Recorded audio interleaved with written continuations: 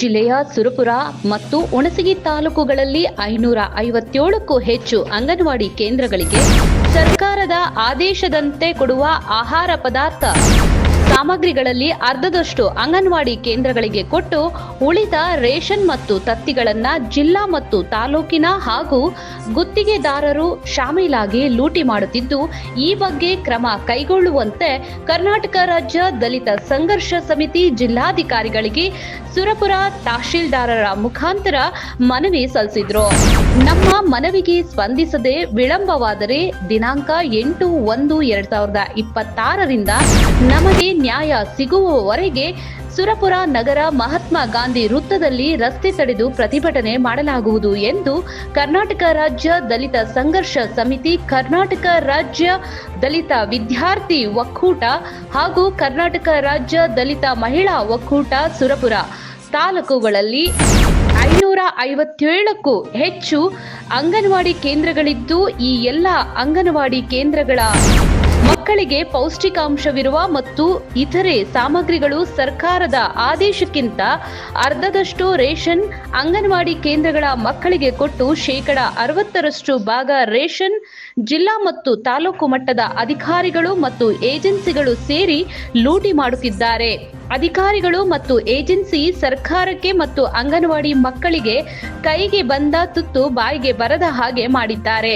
ಮೇಲಾಧಿಕಾರಿಗಳು ಎಚ್ಚೆತ್ತುಕೊಳ್ಳದೆ ಇದ್ದರೆ ಮುಂದಿನ ದಿನಗಳಲ್ಲಿ ಕರ್ನಾಟಕ ರಾಜ್ಯ ದಲಿತ ಸಂಘರ್ಷ ಸಮಿತಿ ಉಗ್ರ ಹೋರಾಟ ಮಾಡುತ್ತೇವೆ ಎಂದು ಮಲ್ಲಿಕಾರ್ಜುನ್ ಕ್ರಾಂತಿ ಕರ್ನಾಟಕ ರಾಜ್ಯ ದಲಿತ ಸಂಘರ್ಷ ಸಮಿತಿ ರಾಜ್ಯ ಸಂಘಟನೆ ಸಂಚಾಲಕರು ಎಚ್ಚರಿಕೆ ನೀಡಿದರು. ಈ ಸಂದರ್ಭದಲ್ಲಿ ಅಜಿತ್ ಸಾಬ್ ಐಕೂರ್, ಡಾಕ್ಟರ್ ಮಲ್ಲಿಕಾರ್ಜುನ ಆಶನಾಳ, ರವಿಚಂದ್ರ ಬೊಮ್ಮನಹಳ್ಳಿ, ಮನು ಗುರಿಕಾರ, ಮಲ್ಲಿಕಾರ್ಜುನ ತಳ್ಳಳ್ಳಿ, ಮಾನಪ್ಪ ಬಿಜಾಸಪುರ, ಮಹದೇವಪ್ಪ ಬಿಜಾಸಪುರ, ಬಸವರಾಜ್ ಶಳ್ಳಗಿ ಉಪಸ್ಥಿತರಿದ್ದರು. ವರದಿ ಅಬ್ಬಾಸ್ ಅಲಿ, ಹಾವೇರಿ, ಹಂಸ ಟಿವಿ ಉಪ ಸಂಪಾದಕರು.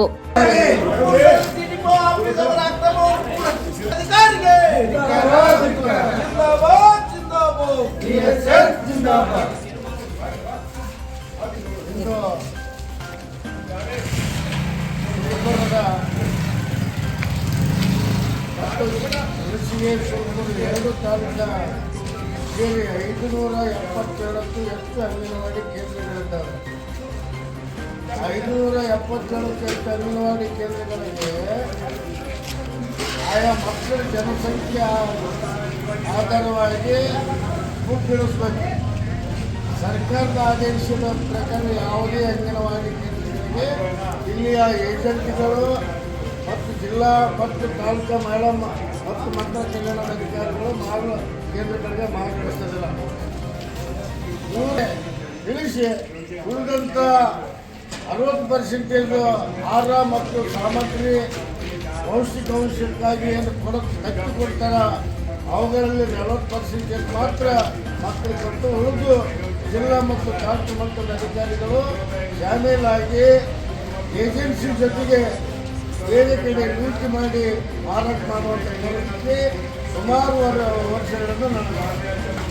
ಈ ವಿಷಯದ ಬಗ್ಗೆ ನಾವು ಮಾನ್ಯ ತಹಶೀಲ್ದಾರ್ ಅವರ ಮುಖಾಂತರ ಜಿಲ್ಲಾಧಿಕಾರಿಗಳಿಗೆ ಮನವಿ ಸಲ್ಲಿಸಿದ್ದೇವೆ. ಒಂದು ವೇಳೆ ಜನವರಿ 8ರ ಒಳಗಡೆ ಎಲ್ಲ ಕೇಂದ್ರಗಳಿಗೆ ಸರ್ಕಾರದ ಆದೇಶದಂತೆ ಪೌಷ್ಟಿಕಾಂಶದ ಆಹಾರ ಸಾಮಗ್ರಿಗಳು ವಿತರಿಸದೇ ಇದ್ದಲ್ಲಿ ನಾವು ಜನವರಿ 8ರಿಂದ ಮಹಾತ್ಮ ಗಾಂಧಿ ವೃತ್ತದಲ್ಲಿ ನಾವು ನಮಗೆ ನ್ಯಾಯ ಸಿಗಂತನ ರಸ್ತೆ ಕಡೆ ಮಾಡಿಕೊಡ್ತೇವೆ. ಮಾನ್ಯ ತಹಶೀಲ್ದಾರ್ ಅವ್ರ ಮುಖಾಂತರ ಇವತ್ತು ನಾವು ಮನವಿ ಸಲ್ಲಿಸುತ್ತೇವೆ.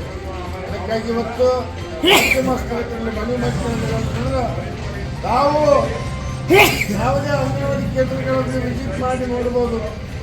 ಮಾನ್ಯ ತಹಶೀಲ್ದಾರ್ ನೋಡ್ಬೋದು. ಯಾರು ಬಂದಾಗ ಮಾಲ್ ವಿತರಣೆ ಮಾಡಿದ್ರೆ ಅಲ್ಲಿ ಎಷ್ಟು ಮಕ್ಕಳದು ರಾಷನ್ ವಿಷಯದ ಅಂತೇಳಿ ನಾವು ಪರಿಶೀಲನೆ ಮಾಡಿ ಮತ್ತು ಸಂಬಂಧಪಟ್ಟವ್ರ ಮೇಲೆ ಕ್ರಮ ತಗೊಳ್ಳೋಕ್ಕೆ ತಾವು ತನಿಖೆ ಮಾಡಿ ವರದಿ ಮಾಡಬೇಕಂತೇಳಿ ನನ್ನ ತಹಶೀಲ್ದಾರ್ ಅವರಿಗೆ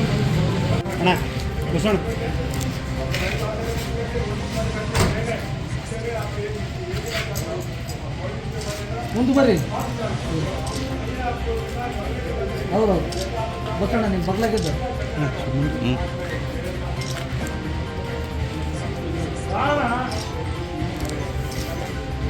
ಥ್ಯಾಂಕ್ ಯು